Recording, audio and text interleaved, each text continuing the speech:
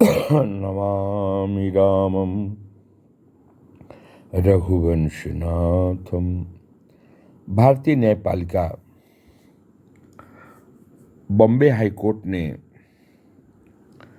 यानी कि महाराष्ट्र के हाई कोर्ट ने श्रीमान नवाब मलिक को के संबंध में अपनी टिप्पणी दी है और कहा है कि प्रथम दृष्टिया ये लगता है कि मंत्री जी के 60 गांठ डी ग्रुप यानी दाऊद के ग्रुप से थे और मनी लॉन्ड्रिंग केस में जो इनके ऊपर केस चल रहा है वो वाजिब है, न्याय संगत है, इन पर केस चलना चाहिए।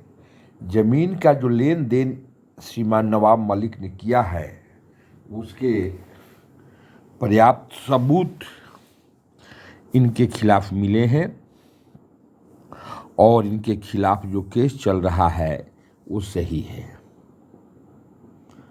आप देखें मंत्रियों की किस्मत क्या है। कभी ये कबाड़ चुनते थे, कबाड़ की दुकान में चलाते थे, आज मंत्री बन गए। दाऊद इब्राहिम यानी दी कंपनी से इनके गहरे संबंध हैं और अरबों की संपत्ति इन्होंने कौड़ियों के मोल में ले ली।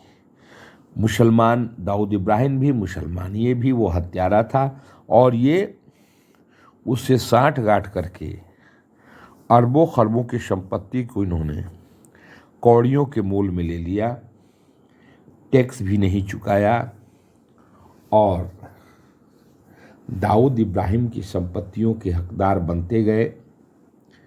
मनी लॉन्ड्रिंग केस में ईडी की नज़र इन पे पड़ी और पढ़ने के बाद इन पे केस दर्ज हुआ, ये जेल गए, लेकिन अभी तक नवाब मलिक ने मंत्री के पद से इस्तीफा नहीं दिया है।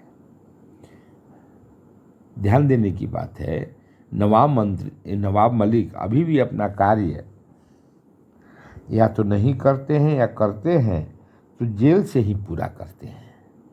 मंत्रियों वाली ठसक भी है, क्योंकि एनसीपी पार्टी के हैं तो इनको हटाने का हिम्मत कौन करेगा। कभी शेर की तरह दहाड़ने वाले बाला साहब ठाकरे, आज उनका बेटा इतना मजबूर है कि दाऊद इब्राहिम से 60 गांठ कर अरबों की संपत्ति कौड़ियों में लेने वाला नवाब मलिक आज जेल में बंद है।